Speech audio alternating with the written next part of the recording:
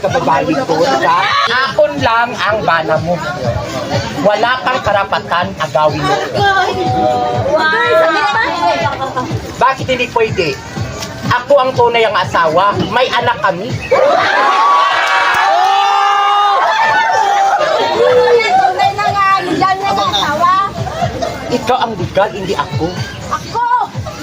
Hindi mo alam, nakasama ko 10 years ago. Ako promosa! Sige, ibibigay ko sa'yo, pero tapos na kami lahat. Ibigay ko na sa'yo, tapos ng lahat. Binigay kong pagkababae ko sa kanya.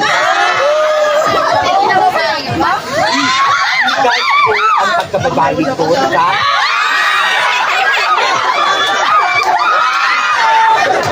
Bakit?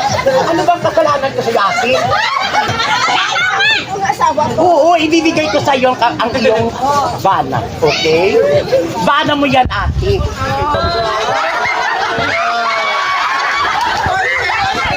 Sumama ka sa akin!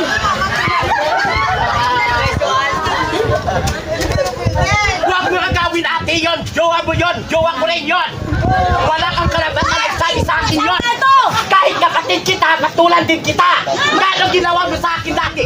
Dati nagpapaw ka sa abroad, tinutulungan ko yung mga kapatid mo, tinutulungan ko yung mga anak mo. Anong ginawa mo sa akin yun?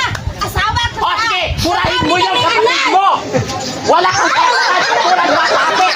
Huwag mo ganyan sa akin dati. Kahit kapatid tayo, huwag mo akong ganyan. Hindi tayo ibang tao. Hindi na ka mo mag-away. Kasalanan ko ba? Akin lang ba?